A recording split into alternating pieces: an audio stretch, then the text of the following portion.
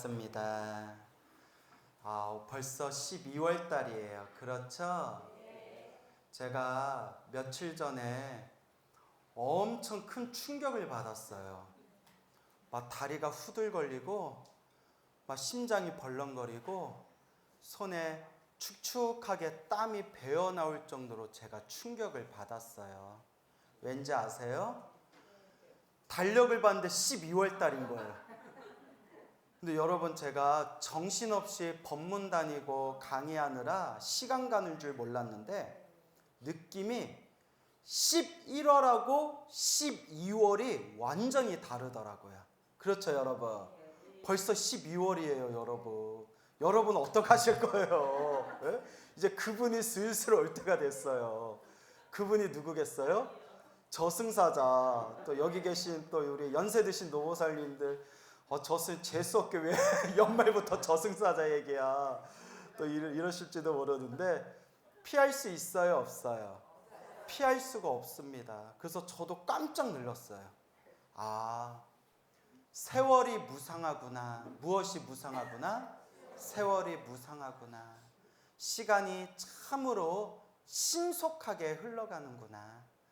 그래서 시간 흐를 때마다 나의 죽음이 점점 코앞에 다가오는 것을 따라해 보세요. 무상살귀. 무상살귀라고 불러요. 무상. 덧없다. 영원하지 않다. 끊임없이 변하고 있잖아요.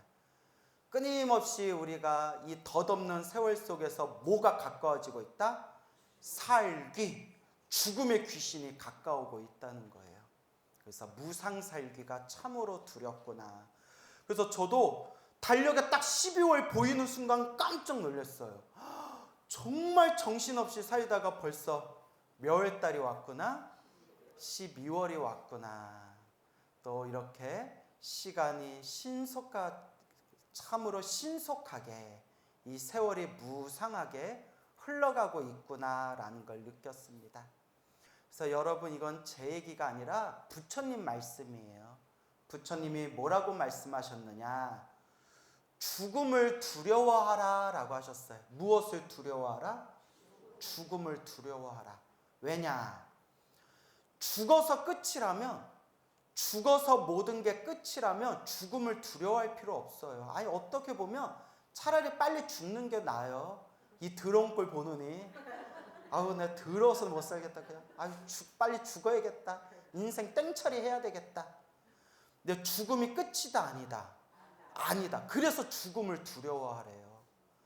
다음 생, 다다음 생, 다다다음 생, 우리가 깨달음을 얻어서 윤회에서 벗어나는 그날까지 내가 지은 업보 따라서 또 태어나고 또 태어나고 또 태어나면서 그 업을 받아야 된대요. 이번 생의 끝이 아니에요. 다음 생에 여러분들이 또 태어나야 되는데, 여러분들이 지은 업보대로 또 그 빚을 갚으면서 또 살아가야 돼요. 근데 여러분, 한번 냉정하게 스스로 가슴을 짚어보고 한번 생각해 보세요. 여러분들 선업을 많이 지은 것 같아요? 악업을 많이 지은 것 같아요? 자기 입으로 선업이에요. 보살님은 많이 지었을 것 같아요. 선업. 예. 그래요. 근데 사람이 방심할 수 없어요. 뭐 할 수 없다? 방심할 수 없어. 나 정도면 선업 많이 지었지 하다가 한 방에 훅 가는 경우가 있어요. 제가 괜히 하는 얘기가 아니라 제가 너무나 무서운 게, 제가 2600년 동안 지금까지 전해 내려오는 불교설화, 수많은 불교설화를 봤을 거 아니에요. 그죠? 어떻게 우리 신도님들께 더 재미나고 더 교훈적인 이야기를 들려드릴까, 제가 불교설화를 많이 봤을 거 아니에요? 수백 편의 인도, 중국, 한국, 일본의 불교설화들을 쫙 봤는데, 물론 우리 앞에 계신 우리 광륜사 주지 스님, 우리 광륜사 스님들이야 아무 걱정 없으시겠지만, 불교설화를 보면 머리 깎은 스님들조차도 지옥 떨어지는 얘기가 많이 나와요. 이건 저한테 하는 얘기 알겠죠? 예? 우리 스님들은 다 훌륭하신데 이제 저한테 하는 얘기예요. 오해하지 마세요. 오해하지 마세요 하니까 더 이상하다. 예. 그러니까 제가 하고 싶은 말은 방심하면 된다, 안 된다? 안 된다는 거. 저도 깜짝 놀랐어요. 아니, 나 정도면 머리 깎고 일찍 출가해서 머리 깎고 스님 돼서 사람들한테 이렇게 좋은 법문 많이 전해줬는데 나 정도면 선업을 많이 지었겠지 했는데 불교설화에 보면 스님들 중에서도 지옥 떨어지는 얘기가 많이 나와요. 그러니까 제가 이런 얘기를 하는 것은 하물며 머리 기르고 있는 여러분들, 제가 불자들, 여러분 신도분들은 방심하면 된다, 안 된다? 안 돼요. 시작 없는 옛적부터 지금까지 살아오면서 알고 지었건 모르고 지었건 이게 중요해요. 모르고 지은 거. 알고 나쁜 짓을 하신 분들은 별로 없을 거예요. 그죠? 알고 나쁜 짓 한 분들은 별로 없을 거예요. 근데 우리가 모르고 지은 업조차도 참 많다는 거예요. 알게 모르게 몸과 말과 생각으로 지은 그 업보들이 얼마나 많겠냐는 거예요. 그러니까 이 도리를 꿰뚫어 보신 우리 청화 큰 스님, 우리 청화 큰 스님, 이 시대의 성자라고 불렀던 청화 큰 스님조차도 하루에 1종씩 하시고 50여 년 동안 거의 장자부라 거의 뭐 땅바닥에 등을 대지 않으시고 오로지 수행만 하시고 전법 포교하셨던 청화 스님 같은 분도 항상 불자분들에게 제가 참 공부가 부족합니다. 제가 참 수행이 부족합니다. 늘 그렇게 말씀하셨대요. 청화 스님이 불자분들에게 내가 참 공부가 부족해서 미안합니다. 내가 참 수행이 부족해서 부끄럽습니다. 이런 법문, 청화 스님이 이런 법문 볼 때마다 제가 무슨 생각이 드는지 아세요? 난 죽어야겠구나. 난 접시물에 코 박아야 되겠구나. 그래서 항상 방심하면 된다, 안 된다? 안 돼요. 어떤 사람이 갑자기 목숨이 끊겨가지고 저승사자 따라서 염라대왕을 만났대요. 무슨 대왕? 염라대왕. 염라대왕이 너는 지금까지 무슨 업을 지었느냐? 살아생전에 선업도 열심히 짓지 않고 너는 좋은 곳에 태어나지 못하겠구나 하고 염라대왕이 꾸짖으니까 그 사람이 너무 분해가지고 염라대왕한테 따졌대요. 미쳤어. 여러분, 염라대왕한테 따지면 돼야 안 돼요? 괘씸죄 추가돼요. 염라대왕한테 따지지 마시고. 근데 그 사람이 염라대왕한테 따졌대요.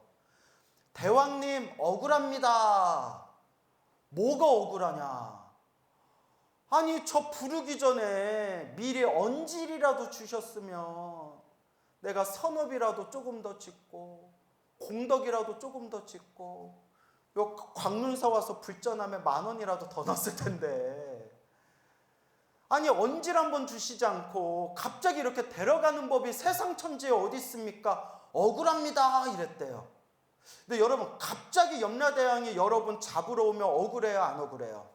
억울해요? 네. 억울합니다 이러니까 정말 억울한 사람들이 있구나. 네. 염라대왕이 벌컥 화를 내면서 이렇게 얘기했대요. 염라대왕이,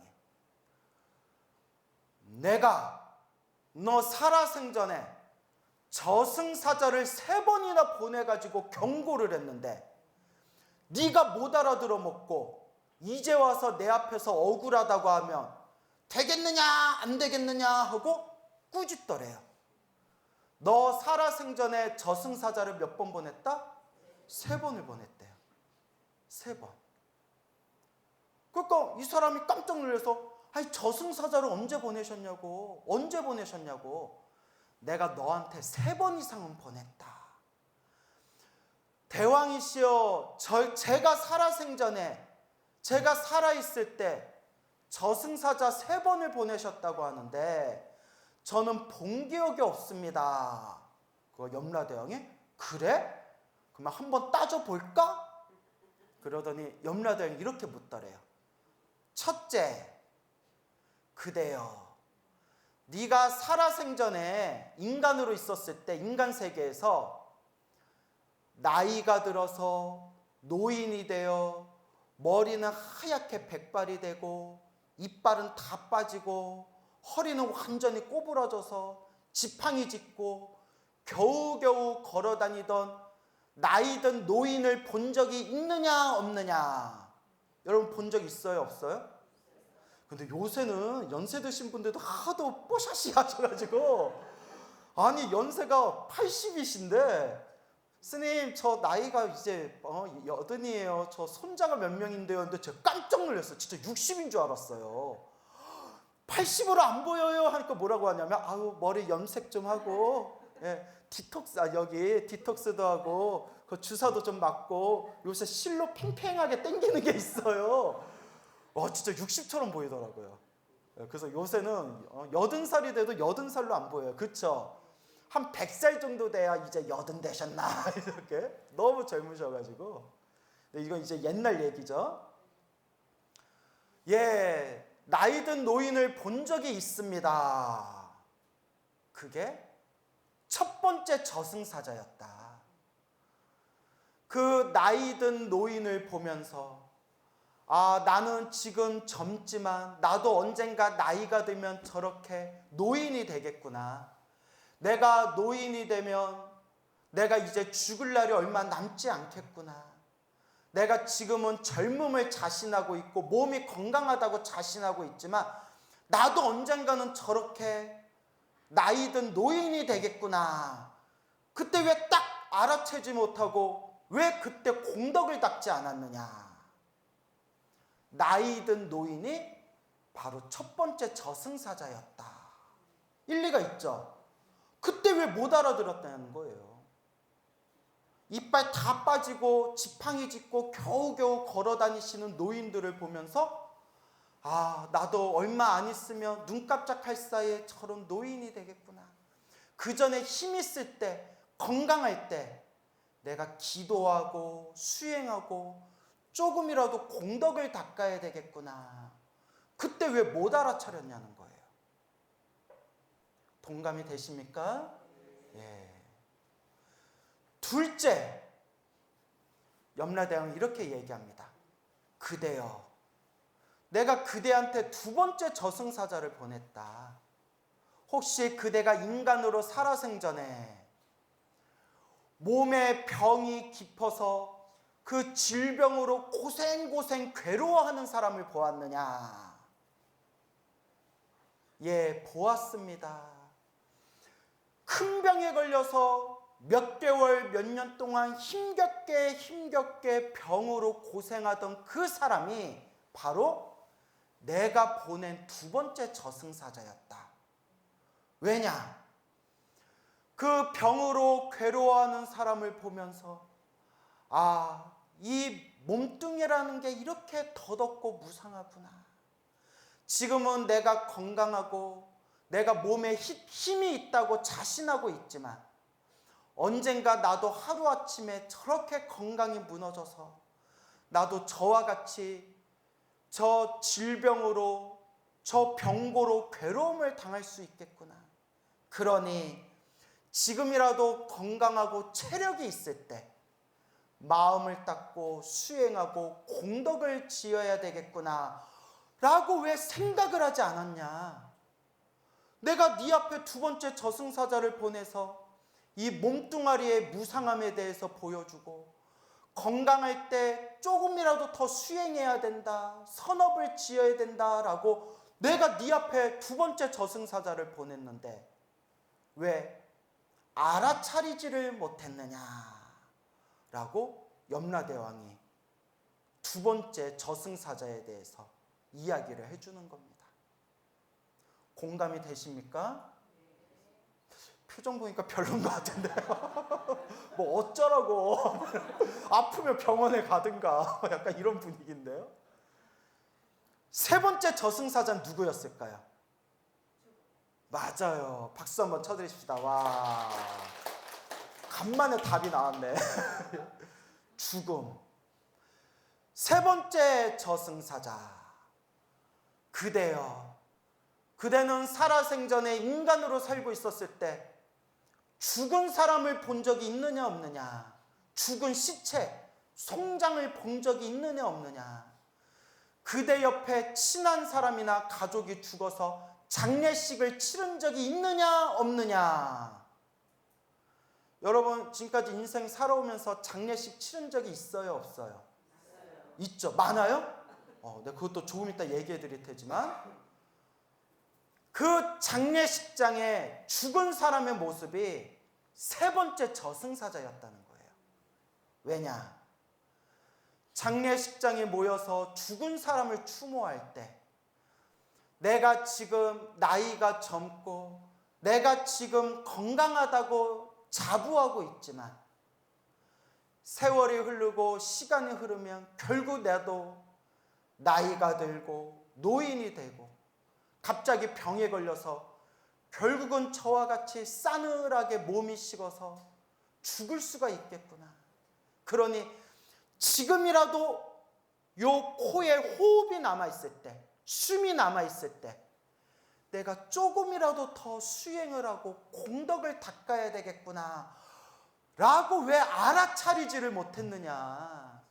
그렇게 내가 많이 보냈는데 왜 알아차리지를 못하고 이제 와서 자기 소식도 없이 갑자기 왜 저를 부릅니까? 어디서 따지고 있어? 하면서 염라대왕이 크게 꾸짖더래요. 그리고 이 이야기에서 큰 스님들이 이런 얘기를 하셨어요. 여러분, 장례식장 갈 일이 많아질수록 나를 부르는 시간이 가까워지고 있다는 신호입니다. 무섭죠? 어우, 싸늘하다요. 쎄하다.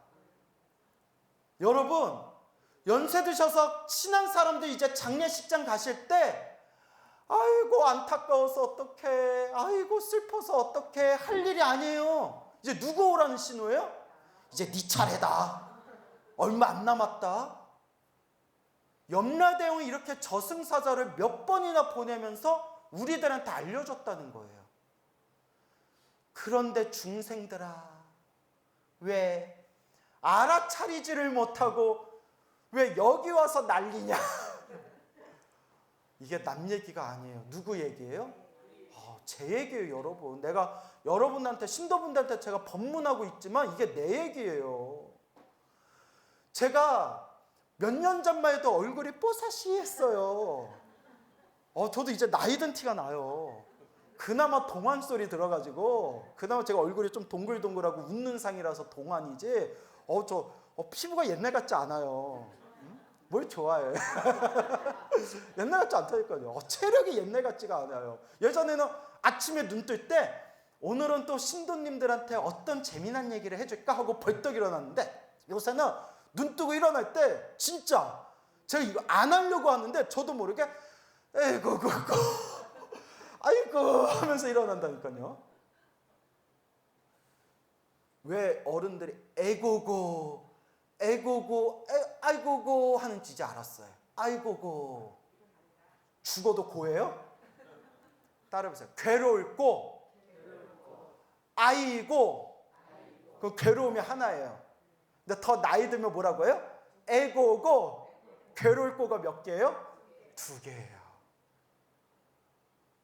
그래서 염라대왕이 저승사자를 3번이나 보내셨다. 노인을 통해서 나에게 경고를 주셨고, 병자를 통해서 나에게 경고를 주셨고, 장례식장에서 나에게 경고를 주셨다. 그런데 저승사자가 하나 더 있더라고요. 제가 이번에 확실히 느꼈어요. 염라대왕이 우리에게 보낸 경고장이 하나 더 있었어요. 따라해보세요. 달력이에요. 촥촥촥.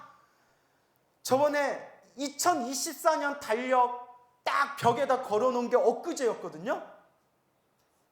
스님, 2025년 달력 받아가세요. 연락이 오더라고요.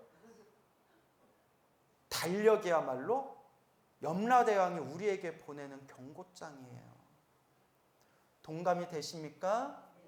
근데 머리로만 이해하면 안 돼요. 뭐 하면 안 돼요? 머리로만 이해하면 안 돼요. 그러면 스님, 저희가 어떻게 해야 되겠습니까? 저승사자가 점점 가까우고 있고 염라대왕이 부를 날이 점점 짧아지고 있고 한 장 한 장, 한 달 한 달, 1년 1년 달력이 넘어가고 있는데 그러면 어찌하면 되겠습니까? 수많은 8만 4천 가지 법문이 있는데 그 중에 가장 쉽고 가장 최고의 공덕이 따라해 보세요. 염불해라 말씀드리고 싶어요. 알겠죠? 그러니까 무조건 염불만이 최고라는 게 아니라 그나마 가장 쉽고 가장 편안하게 공덕을 짓는 게 바로 무슨 공덕이다? 염불공덕이에요. 참선이 참 좋아요. 여러분 참선법이 얼마나 좋은데요. 그런데 다리가 아파요. 네? 우리는 우리 주지스님 같은 분은 워낙 선방 다니실 때에도 참선 잘하기로 유명하신 분이지만 우리 주지스님 같이 따라하다가는 황새 따라하는 뱁새처럼 다리가 쪽 하고 이게 찢어질 수가 있어요. 여러분 한 30분만 앉아도 다리 아프죠? 벌써 한 15분 지났는데도 꼼지락꼼지락 하시잖아요. 그 참선이 참 좋지만 다리가 아프네. 여러분 윗바사나 같은 불교 명상이 참 좋아요. 명상이 참 좋아요. 저도 불교 명상하면서 효과를 많이 봤어요. 근데 제가 사람들한테 명상법도 많이 가르쳐 봤는데 명상만 했다 하면 30년 전에 빌려줘 놓고 못 받은 그 돈이 생각이 나더라는 거예요. 옛날에 다 잊어먹었던 남편이 나한테 욕하고 짜증냈던 것까지 다 생각난다는 거예요. 참선하다가 30년 전에 남편한테 서러움 받고 시어머니한테 서러움 받았던 게 잊어먹었던 게 막 명상하면서 막 다 떠올라가가지고 집에 가서 남편한테 얘기했더니 남편이 화를 내면서 너 절에 다니지 마 이러더래요. 그게 왜 생각나냐고 이제 와서. 물론 이제 생각나는 게 다 좋은 거예요. 그게 이제 마음에서 정화되고 있다는 증거지만 여러분 우리가 수행할 때 잡념망상이 많이 생기죠.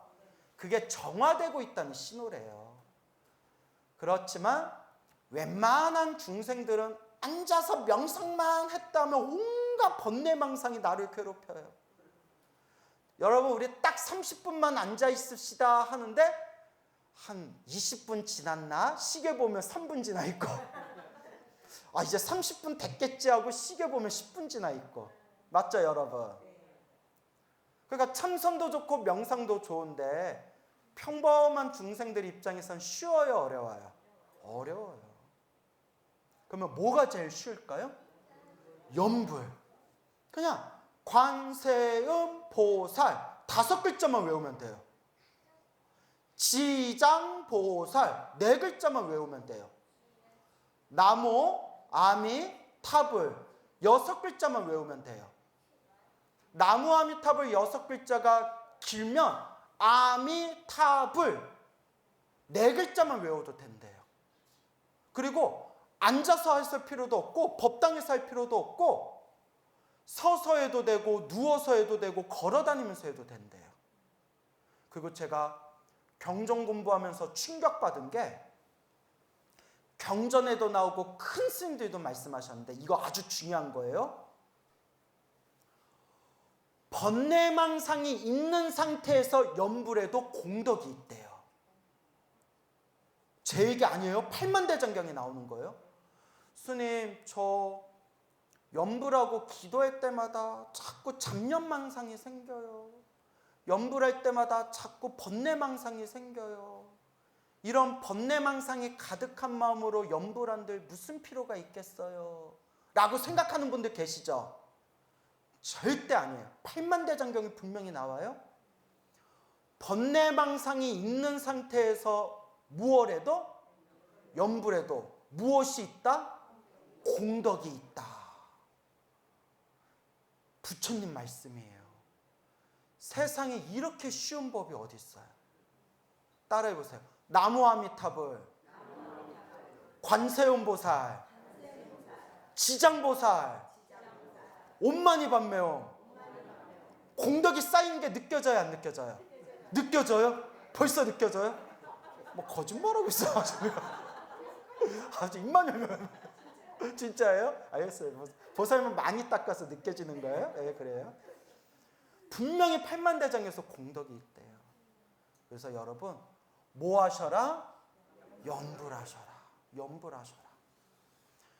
제가 염불공덕에 대한 불교설화를 보면서 가장 제가 좋아하는 베스트 이야기 중에 하나예요. 신도님들한테 여러 번 얘기한 건데 제가 가장 좋아하는 불교설화 중에 하나예요. 어느 부부가 있었는데 남편이 바보였대요. 남편이 뭐예요? 바보래요. 남편이 바보. 예? 그래서 여러분, 유튜브에서 보고 내가 깜짝 놀랐는데 남편이 하루 세끼 집에서 다 밥을 먹으면 삼식이라고 부른대요. 삼식이. 들어본 적 있어요? 예? 그리고 아이고 삼식이라고 하면 그래도 서로 애정이 있는 거네. 우리는 새끼라고 부른다. 새끼. 이 새끼 저 새끼. 몇 개 얻어먹는다고? 새끼 얻어먹는다고. 아마 그냥 농담으로 한 말이겠죠. 그렇죠. 농담일 거예요 아마. 사람들 웃기려고. 그런데 이제 남편이 바보가 있었는데 부인이 독실한 불자였대요. 아주 독실한 불자고 절에 다니면서 열심히 이제 기도를 하던 이 부인이 우리 남편은 전생에 어떤 업보를 지었기에 저렇게 바보로 태어났을까? 저렇게 바보로 태어났을까? 이번 생에 저런 바보 남편을 만난 것도 내 업보인가 보다. 내 업보인가 보다. 나는 이번 생에 부처님께 기도를 열심히 하고 염불을 열심히 해서 나는 다음 생에 좋은 몸 받을 수 있지만 우리 바보 남편은 저러다가 다음 생에 소로 태어나려나 축생으로 태어나려나 저렇게 바보로 어리석게 살아서 저거 어쩌면 좋은가. 그러니까 남편 걱정으로 하루하루를 근심 걱정으로 보내다가 요 부인이 그래도 절에 열심히 다니고 스님께 법문을 많이 들어서 지혜가 있었나 봐요. 밖에다가 우리 절에 풍경 있죠. 바람 불면 딸랑딸랑 풍경 있죠. 풍경을 안방 위에 처마 위에다가 이렇게 묶어놨대요. 그 남편한테 입에다가 떡을 넣어주면서 여보 잘 들어요? 저기 풍경 바람 불 때 딸랑 딸랑 소리 나죠? 오, 뭐 이럴 거 아니에요? 바보니까. 저 딸랑 소리 날 때마다 따라해보세요. 나무 아미타불. 나무. 아니 나무 아미타불. 나무. 막 이럴 거 아니에요? 그 이제 떡 주면서 입에 떡 넣어주면서 아이 따라해봐요 여보. 어떻게 딸랑 또 딸랑 소리 났네. 뭐라고요? 나무 아미타불. 아이고 우리 남편 잘한다 하고 입에다 떡 넣어주면서 이쯤 되면 뭐 개 키우는 거죠. 우리 강아지한테 먹을 거 줘서 손 막 이러잖아요. 그죠? 예. 근데 부인이 얼마나 마음이 얼마나 고와요. 남편한테 떡 먹여가면서 여보 저거 딸랑 소리 났다. 뭐라고 해야 된다고요? 나무 아미타불. 아이고 우리 남편 잘한다. 우리 남편 잘한다. 그런 부인 만난 것도 남편 복이에요. 그죠 여러분? 여러분들 같으면 그렇게 하겠어요? 네? 야, 남편 양쪽 말 다 들어봐야 돼요. 근데 네라고 하신 분도 멋있는 분이다. 예. 여보 딸랑 소리 날 때마다 나무 아미타불.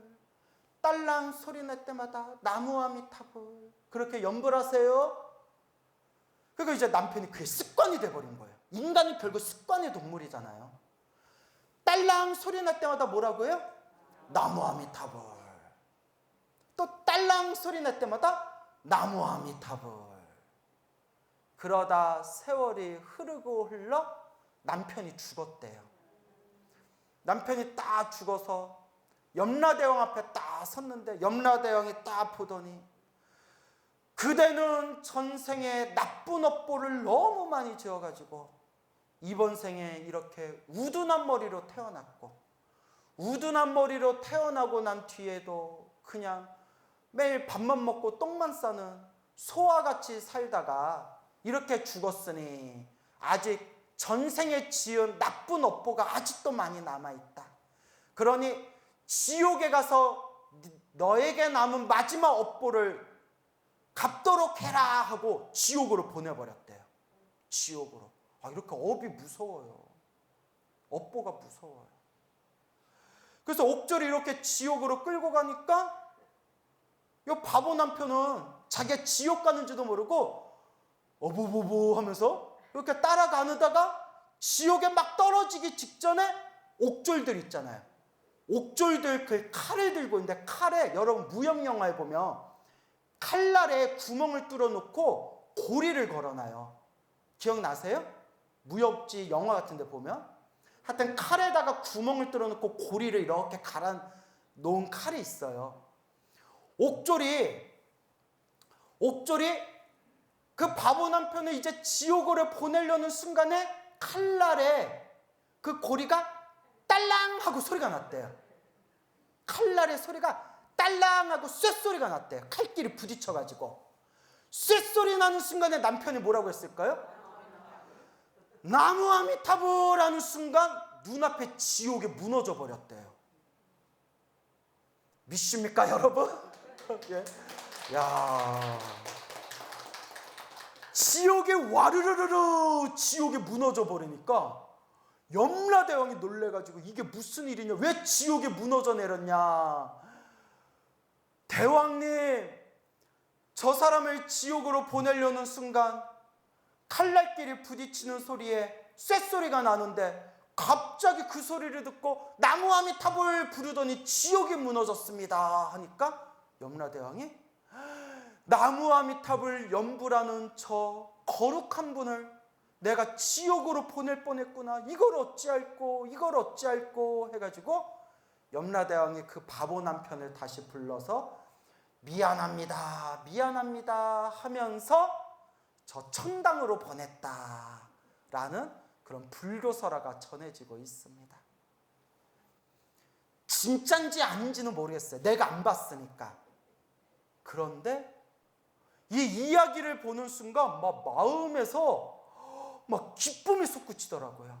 부처님, 내 눈으로는 안 봤지만 믿습니다 부처님, 나무 아미타불. 어떻게 안 믿을 수가 있겠어요? 믿습니까 여러분? 그러니까 여러분도 염라대왕을 만나면 왜 나 불렀냐고 따지지 말고 그냥 뭐라고 한마디 하면 된다? 나무 아미타불. 그러면 전문 용어로 따라해 보세요. 하이패스. 예, 바로 이제 극락으로 하이패스 하는 거예요. 뭐라고 외워라? 나무 아미타불. 그럼 꼭 이렇게 질문하는 분들이 있어요. 스님, 저는 평생 관세음보살 연불 했는데 관세음보살 연불 하면 안 되나요? 돼요, 안 돼요? 당연히 되죠. 스님, 저는 지장보살 연불 했는데 지장보살 연불하면 안 되나요? 돼요, 안 돼요? 되죠. 스님, 저는 평생 광명진원 외웠는데 광명진원 외우면 안 되나요? 될까요, 안 될까요? 되죠. 그 또 어떤 분이 스님, 저는 옴마니밤메 외웠는데 됐어요, 그만하세요. 뭘 부르든 부처님을 믿는 마음으로 연불이라도 하면 엄청난 공덕이 생긴다는 거예요. 알겠습니까? 엄청난 공덕이 있더라. 그래서 우리가 항상 명심해야 되는 게, 이 세상에서 우리가 절대 여러분들이 놓쳐서는 안 되는 게 있어요. 인간은 태어난 사람이 이 세상에 태어나면 늙고 병들고 죽는 게 그게 그냥 우주의 법칙이에요. 늙는 거 피할래야 피할 수 있다 없다? 없어. 좀 죽을 때까지 좀 나이답지 않게 동안이다 소리 들을 수는 있어도 늙기는 늙어요. 여러분, 평생 사람으로 살아가면서 병 안 들 수 있어요, 없어요? 있어. 병이 안 생길 수가 없어요. 병이 안 생길 수가 없어요. 작은 병이라도 생기기 마련이에요. 그러니까 어떤 분이 그러시더라고요. 80평생 살면서 자기 친한 가족들, 친구들, 직장 같이 다니던 사람들 보니까 그냥 큰 병 없이 지금까지 산 것만도 이거 기적이더라 라는 얘기를 하더래요. 맞는 것 같아요. 큰 병 없이, 여기서 말하는 큰 병이 무슨 병인지 알죠? 병원에서도 고치기 힘들다는 그런 큰 병 없이 고생 안 하고 그냥 자잘한 그냥 감기 몸살 정도만 걸리고 80평생 지금까지 살아온 것만 해도 기적이라는 거예요. 근데 병을 피할 수가 없어요. 우리 몸뚱아리가 유전자가 그래요. 조금만 한 끗 차이로 잠깐 방심하면 병이 생기는 게 우리 몸뚱아리예요. 그리고 죽어요, 안 죽어요? 죽어요. 그러니까 어느 노보살님은 자기는 죽을 먹기가 싫대요. 죽 먹으면 빨리 뭐 할 것 같아서? 죽을 것 같아서. 야, 죽은 치워라. 근데 죽어요, 안 죽어요? 죽어요. 늙고 병들고 죽어요. 근데 우리에겐 희망이 있어요. 뭐가 있다? 희망이 있어요. 그게 뭐냐? 불법이라는 희망이 있어요. 부처님 법이라는 희망이 있어요. 결국 우리가 죽어서 죽음으로 끝나는 게 아니라 다음 생 새로운 몸을 받았을 때 내가 또 지은 업보대로 살아간대요.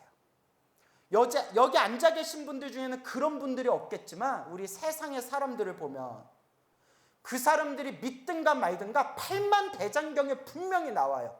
부처님이 분명히 말씀하셨어요. 부처님 경전도 안 믿겠다면 나도 할 말이 없어요. 부처님 경전도 안 믿는 사람들은 그냥 업보가 두꺼운 업보 중생들이에요. 그 사람들이 믿든 안 믿든 부처님 팔만대장경에 분명히 뭐라고 말씀하셨냐?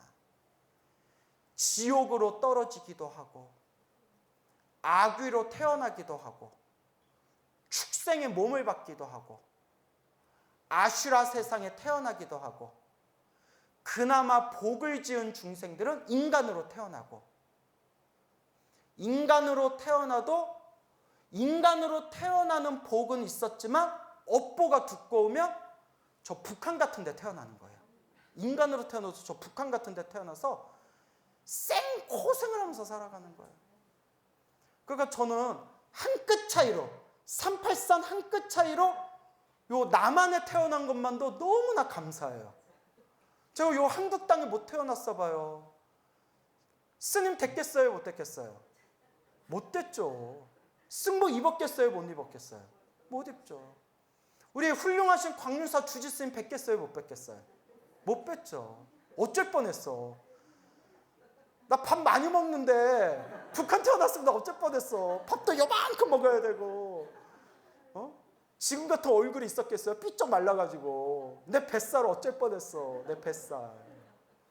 그리고 여러분 요 자유민주주의 우리 민주주의의 성지 한국 땅에 태어난 것만도 정말 감사한 일이에요. 그렇죠? 그래서 저는 항상 임진왜란 때 의병들, 나라를 위해서 싸워주신 분들, 독립운동해 주신 독립투사들, 6.25 전쟁 때 나라를 지켜주신 순국선열들, 군부 독재 시절에 피 흘리면서 민주화 투쟁해 주신 우리 민주투사들, 그런 선배님들이 너무너무 감사해요. 그분들 아니었으면 우리가 한국 땅에서 어떻게 민주주의에 이렇게 아름다운 삶을 살았겠어요. 그렇죠, 여러분? 그래서 우리가 항상 고마운 마음으로 살아야 돼요. 그런데 이렇게 소중하고 훌륭한 한국 땅에 태어난 것도 누구 복이다? 내 복이고, 한국 땅에 태어나서 부처님 법을 만난 것도 누구 복이다? 우리 복이라는 거예요. 결국 중생은 뭐대로 살아간다? 다 자기 복대로 살아간다 라는 걸 명심하셔야 돼요. 아시겠죠? 얼마나 우리가 복이 많아요. 그래서 부처님께서 팔만대장경에서 분명히 말씀하셨지만 자기가 지은 업보 따라서 지옥, 악귀, 축생, 아슈라, 인간, 그리고 복을 정말 많이 지은 사람은 천상세계에 태어나게 되는데, 하늘세계에 태어나도 복을 다 쓰고 나면 또 다시 어떻게 해야 된다? 또 하늘세계에서 뚝 떨어질 수밖에 없대요. 그렇게 자기가 지은 업보 따라서 태어나고 죽고 태어나고 죽음을 반복하기 때문에 이것을 지옥, 악이, 축생, 아슈라, 인간, 천상 6가지 세상을 돌고 돈다 해서 따라해 보세요. 육도윤회. 육도윤회라고 부르는 거예요. 알겠죠? 6가지 세상을 돌고 도는 육도윤회의 세상이다. 그래서 여러분들이 이번 생에 복을 많이 짓고 기도를 많이 하고 선업공덕을 많이 쌓으면 다음 세상에 좋은 몸으로 태어날 수가 있어요. 하지만 좋은 몸으로 태어나고 행복하게 살아도 영원하다, 영원하지 않다. 영원하지 않아요. 다 쓰고 나면, 복을 다 쓰고 나면 또 밑으로 떨어져야 돼요. 돌고 돌고 돌아요. 그래서 우리가 열받고 세상 돌아가는 게 내 마음 같지 않고 짜증날 때 뭐라고 표현해요? 돌아버리겠네. 돌고 돌고 도는 거예요. 그래서 아미타경, 무량수경, 무량수불경 같은 경전이나 역대 위대하신 선지식 용수보살, 세친보살, 중국의 수없는 선지식, 한국 불교의 의상대사, 원효대사, 서산대사, 이런 분들이 한결같이 말씀하시는 게 극락세계에 태어나기를 발언해라 라고 하셨어요. 어디에 태어나기를 발언해라? 극락세계에 태어나기를 발언해라. 세상은 무상하고 더덥다. 자기가 업보 따라서 태어나고 죽는 세상이 이 사바세계다. 혹시라도 전생에 복을 많이 지어서 이 사바세계의 좋은 몸으로 복을 누리면서 살아도 복을 다 쓰고 나면 밑으로 또 떨어져야 된다. 그러면 어떤 세상이 가장 좋은 세상이냐? 극락세계에 태어나라 라고 하셨어요. 그래서 불교 공부를 깊이 공부하지 않고 그냥 불교를 가볍게 공부하신 분들 중에 아주 크나큰 오해를 하는 게 아미타 부처님 극락세계랑 천상세계랑 같은 세계라고 착각하는 분들이 있어요. 완전 불교를 잘못 해석하고 있는 거예요. 천상세계는 복을 누리는 세계예요. 천상세계는 복을 다 쓰면 밑으로 떨어져야 되는 세계예요. 알겠죠? 근데 극락세계는 따라해보세요. 성불대학교. 팔만대장경에서 분명히 말씀하셨지만 극락세계에 태어나는 순간 반드시 깨달음, 성불을 보장받게 된다라고 경전에서 분명히 말씀하셨어요. 그래서 이건 제 얘기가 아니에요. 아미타 부처님 극락세계에 태어나면 더 이상 윤회 세상에 떨어지지 않는데요. 단 중생을 제도하기 위해서 아미타 부처님의 허락을 받고 일부러 윤회 세상에 들어가는 경우는 가능하대요. 일부러 극락세계에 태어나서 일부러 부처님 제가 인간세계에 잠시 들렀다가 중생 좀 제도하고 오겠습니다 하고 극락세계에서 윤회 세상으로 중생을 제도하러 들어가는 건 가능하지만 업보 때문에 극락세계에서 업보 때문에 윤회로 떨어지는 것은 더 이상 없대요. 그리고 극락세계에 태어나면 반드시 깨달음을 얻게 된다라고 팔만대장경에서 분명히 말씀하셨어요. 부처님이 분명히 말씀하셨는데도 나는 못 믿겠다 하면 더 이상 답이 없어요. 그래서 저는 전생에 복을 엄청 많이 진 것 같아요. 저는 그냥 참선하려고 출가했거든요. 참선하려고 출가했다가 머리 깎고 출가해서 10년이 지난 뒤에 아미타 부처님 극락세계를 만나게 되고 내가 극락세계에 대해서 믿음을 내게 되고 극락세계에 태어나기를 성불대학교에 태어나기를 발언하면서 연불할 수 있다는 게 내가 정말 전생에 복을 많이 지었구나. 그래서 저는 청화 큰 스님 뵐 때마다 너무나 죄송해요. 저 큰 스님 사진 있지만 큰 스님 잘못했습니다. 수리수리 마수리 제 구업을 참회합니다. 제가 19살에 출가하고 20살 때부터 선방에 가서 참선을 했는데 제가 화두선을 했어요. 화두 참선을 하면서 연불수행을 하는 청화스님을 제가 비방을 많이 했어요. 좀 이따 주지스님한테 한 대 맞겠다. 이놈의 자식이 이러면서. 왜냐하면 그때 저도 잘못된 견해에, 잘못된 편견과 견해에 이렇게 이제 물들어가지고 참선 말고 모든 수행은 엉터리다 라는 그런 아집이 있어가지고 청화스님을 우습게 봤어요. 그리고 저에게 전생에 한 가닥 성근이 있었는지 세월이 흐르고 시간이 지난 뒤에 이 현대 불교에 이름난 수많은 큰 스님들이 계셨지만 정말 자비심을 갖추고 언행이 일치됐던 최고의 큰 스님은 누구셨구나? 청화 큰 스님이셨구나. 이 얘기했으니까 주지스님한테 맞을 뻔한 거 피해가겠다 야. 주지스님이 봐주시겠다 야. 그나마 내가 전생에 한 가닥 성근이 있어서 내가 참선 공부하다가 이 훌륭한 나무아미탑을 연불 정토법을 만났구나 라는 확신이 있어요. 정말 확신이 있어요. 그래서 예전에 큰 스님들이 이런 말씀을 하셨어요. 이번 생에 연불하면서 극락세계를 발언하는 불자가 있다면 그 중생은 수없는 과거 전생에서부터 성근을 깊이 심은 사람들이다. 무슨 근을? 성근. 홍삼 6년근이 아니라 성근. 착할선, 뿌리익은 착한 뿌리가 있어야 연불을 할 수 있고 극락세계를 믿을 수 있고 극락세계 태어나기를 발언할 수가 있대요.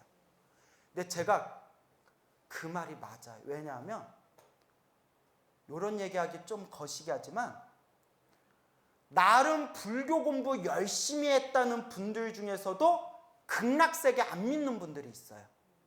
그런 분들 여러 명 만났어요. 이렇게 토론도 하고. 근데 너무 토론이 깊어지면 싸움 날 것 같아가지고 각자 믿고 싶은 거 믿는 거잖아요. 그렇게 책을 많이 보고 경전 공부를 많이 했는데도 자기는 극락세계가 믿음이 안 간대요. 그래서 예전에 큰 스님들이 말씀하시기를 연불할 수 있고 극락세계를 믿을 수 있고 극락세계 태어나기를 발언하는 중생이 있다면 수없는 과거 전생에서부터 성근을 지은 사람들이구나 라는 말씀이 맞구나 라는 거에 다시 한번 느껴지더라고요. 네, 여러분, 극락세계 믿든 말든 그것도 인연법이에요. 왜냐? 저도 처음에는 안 믿었어요. 저도 처음에는 극락세계 같은 거 믿음이 안 왔어요. 왜냐하면 그렇게 배웠어요. 선방에서 참선하면서 극락세계니 나무아미탑을 연불이니 이거는 참선 못하는 중생들을 위해서 만든 그냥 하나의 방편일 뿐이고 오직 참선만이 진실이다 이렇게 교육받았는데 팔만대장경을 공부하면서 부처님은 분명히 극락세계가 있다고 하셨고 부처님은 분명히 우리 중생들에게 극락세계 태어나기를 발언해라 라고 간곡하게 말씀하셨어요. 그리고 결정적으로 제가 극락세계를 믿게 된 게 제가 참선 공부하려고 출가했다고 했잖아요. 그죠? 책을 보다 보니까 중국 불교의 역사, 중국 불교사를 공부하다 보니까 중국 불교 역사 속에서 참선을 해서 깨달음을 얻었다고 증명을 받고 인정받는 참선을 해서 깨달음을 얻으신 선사들 중에서도 아미타불 연불하고 극락세계 발언하십시오. 그게 가장 좋은 길입니다 라고 법문하신 분들이 많다는 걸 보고 참선과 연불이 둘이 아니구나. 그리고 참선으로 깨달으신 이 선사들께서도 극락세계 태어나려고 아미타불 연불하신 분이 많구나. 참선을 해서 깨달음을 얻었다는 분도 나무 아미타불 연불해서 극락세계 태어나기를 발언하셨는데 광우 내가 뭐라고 극락세계 태어나는 걸 내가 피해가겠느냐. 이번 생에 열심히 연불해서 극락세계 성불대학교에 태어나야 되겠다라고 제가 확신을 갖게 된 겁니다. 아시겠죠? 그래서 극락세계 믿고 안 믿고도 자기 인연법이에요. 그래서 제가 불자분들에게 간곡하게 말씀드리는 게 극락세계 믿고 안 믿고는 본인의 선택이고 믿든 안 믿든 입으로라도 무엇을 열심히 해라? 연불해라. 극락세계 안 믿어도 연불한 것만으로도 공덕이 있대요. 그냥 부처님의 불보살님의 연불 이름 자체에 무량한 공덕이 있대요. 그러니까 여러분 늙고 병들고 죽음에서 피할 수 없지만 늙고 병들고 죽음에서 우리가 지을 수 있는 최고의 공덕이 있다면 그게 바로 무슨 공덕이다? 맞아요. 따라해 보세요. 연불공덕. 이번 생 열심히 꾸준히 연불하셔서 이번 생 큰 공덕을 성취하시기 바랍니다. 연불 열심히 하세요. 성불하세요.